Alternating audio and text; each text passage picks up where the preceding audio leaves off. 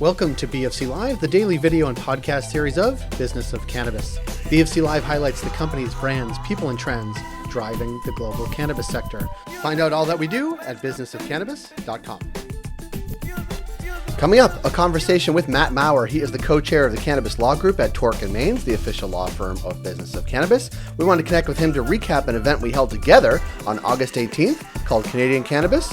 What's next?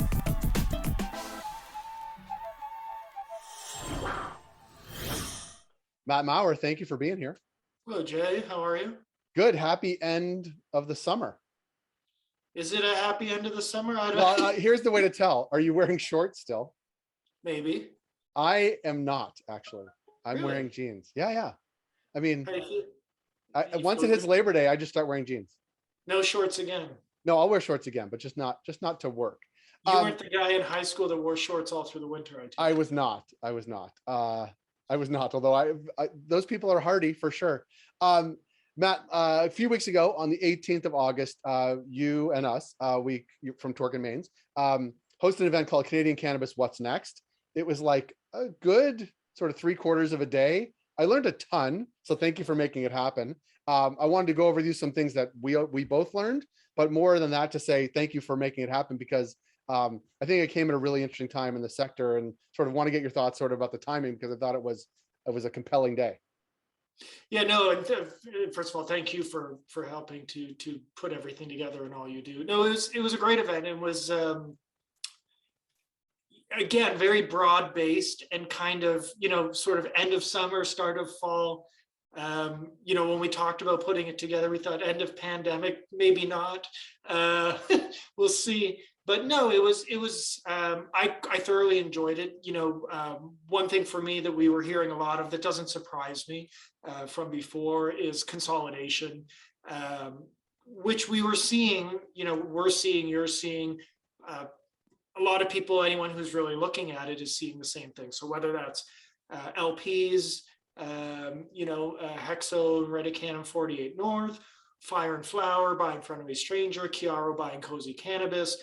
It's happening at the LP level. It's happening at the retail level, which are really your two main levels of the industry right now. There could be more in the future as things unfold, and maybe we get consumption lounges or other hospitality type establishments. But that was something, certainly a theme that kept popping up for me, and I expected to hear about it, but it was definitely something I heard about a lot on the 18th. Yeah, and I think it came across as your point, like every point in the supply chain, and lots of people talked about it, was this era of consolidation, sort of sink or swim or consolidate. Like, so you have to choose a lane potentially even if you're doing well. Like, all those things mean scale and sort of consolidation. One of the other things that I heard a lot, and it was both from like people in Ottawa working sort of government channels, sort of on the lobbying front, and from sort of patient advocates, and from LPs too. And we had, Hybrid Farm, and we had Shoppers Drug Mart conversations as well, is like, there's going to be a need for change to the medical cannabis program, like just sort of full stop. And it's because, I think largely because the medical cannabis program that where patients get access from doctors and give it to LPs, and that's a direct relationship, or, the direct relationship with like a Shoppers or a sort of consolidator of medical cannabis. That's like one end in one silo. The other silo is like rec, but there's a lot of people in the middle, like health and wellness consumers of cannabis are all, and even patients are really, driven to the ease of access to recreational cannabis through that system in retail.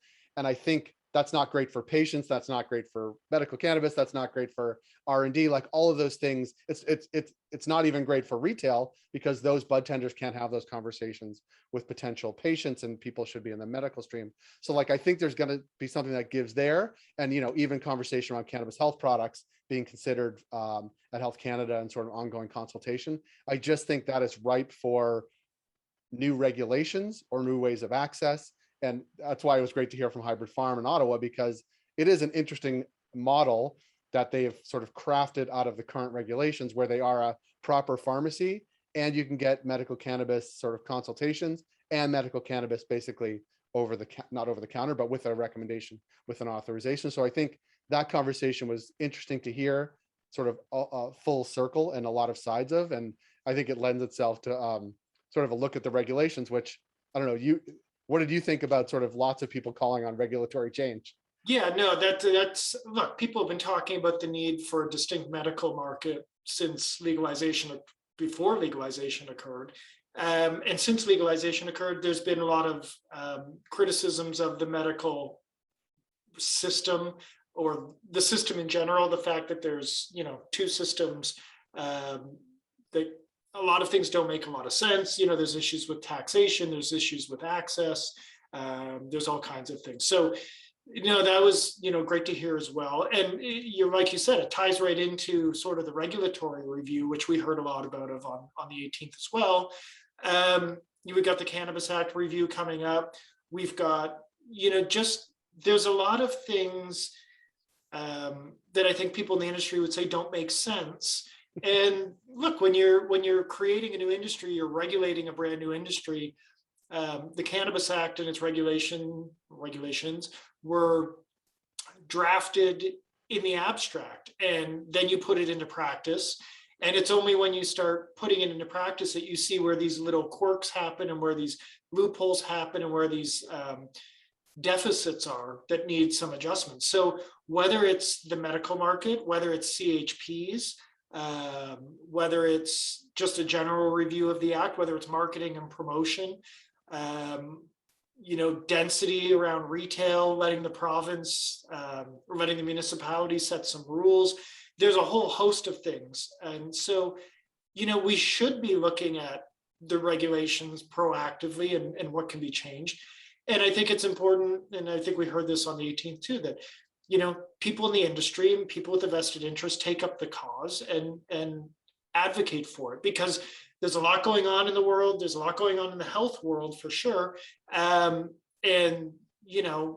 Changing, perhaps putting cannabis health products in grocery stores isn't high on the government's to-do list. So without some pushing and some advocating from us, we can complain, or, people can complain, but to some extent, they only have themselves to blame if they're not going to pick up the cause and try to push it forward. I agree. And we did hear a lot about that, even from, from Ottawa, from on the political side, because we're also in the midst of an election. So it came up a number of times, sort of this need to advocate for the industry, for one's own business, all of those things. Any favorite moments or things that sort of really stuck out, aside from sort of the big three themes we just talked about? No, I really enjoyed the What's Next clips. We've never done anything like that before, and I don't even think, it's funny because maybe the virtual event is amenable to it. You think back a few years ago, and I can't envision a live event where someone would come on stage for 5 minutes or less, talk about where they see the future of the industry going, and walk off into the sunset right after. There's been some industry events where people come up and pitch their company for 3 to 5 minutes, but that's different. So it was really nice to hear a lot of different people, some of whom I know, some of whom I don't know at all, in a lot of different areas of the industry, business owners, regulatory people, and in different segments of the industry, talk about what they think, because we all see different things in the industry depending on what we're exposed to and what's right in front of us. So it's interesting. It was interesting to me to sort of aggregate all those thoughts and opinions and sort of see what people have to say in general. Yeah, there was two things that sort of struck me. One was there was a retailer on a panel of like retail associations talking about cannabis retail in Saskatchewan, and that he has a partnership with a music festival, and they're going to be delivering, this is what I understood, delivering cannabis to parking lots at a music festival, which, those are all provincial guidelines, obviously, because it's about retail and delivery. But then you think, well, that is a really interesting thing to think about. If we could get a delivery to a person's car, check ID, make sure then you start to really think about how to not massage the current regulations, but what is even available to retailers now, and how do we actually think about those things moving forward? That was sort of one thing. The other, and I'm like a tech cannabis geek, or a cannabis tech geek, hearing Albert Kim and the folks from Elevated Signals talk about this ecosystem of cannabis technology that's really evolved in Canada, and that the sort of regulations that are in place have actually helped that, because the standards that like licensed producers need to adhere to, same thing on the retailer side, like it created this need for really dynamic cannabis technology that was business operations, but also regulatory and compliance. So it was interesting to sort of talk about that. And they're both based in Vancouver. So like, having hotbeds of sort of subsets of technology is always a good thing for Canada. So I really appreciate hearing that as well. And as always, it's great to partner with you because we are allowed to, or provided the opportunity to provide really, I think, really insightful stuff. And all the programming is actually available on businessofcannabis.com. We'll post it as we post this, and we encourage folks to check it out. And if you have a free moment, like there are 5 or 6 minutes, you can watch a bunch at a time. So we encourage you to do that. But Matt, thank you for your time. Everyone has 5 minutes they can spare to learn what's next in the cannabis industry. Yeah, and actually one other, sorry, I'm like so nerding out on this stuff, but I also think it's interesting, sort of Montreal Cannabis's story. They grow right now. They one product. They are in the top 10 seller of like every province they're in on the flower side. Like, do something, do it really well, find your audience, and then expand. Like it was a pretty good sort of business 101 component, but also around building brand and sort of consistent customers. So there's so much stuff, but thank you again, Matt, for today and for the event on the 18th.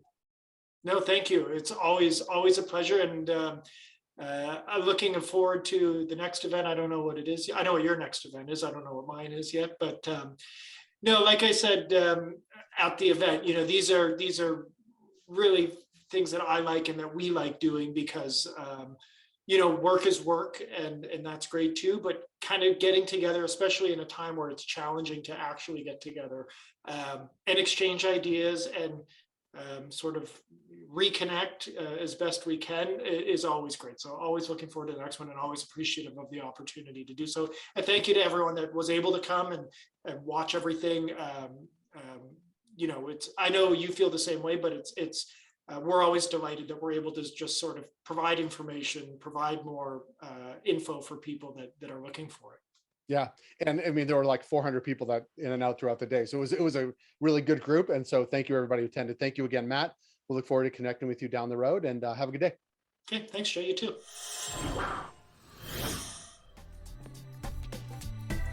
That was Matt Maurer of Torkin Manes. If you like this program, please rate and review us wherever you heard the podcast. It helps support the work we do. We're able to do what we do because of our ongoing partners, including Alterna Savings, Cannabis at Work, Cannabis Benchmarks, Can Delta, Gallagher, Headset, and Torkin Manes. Find out all that we do at businessofcannabis.com.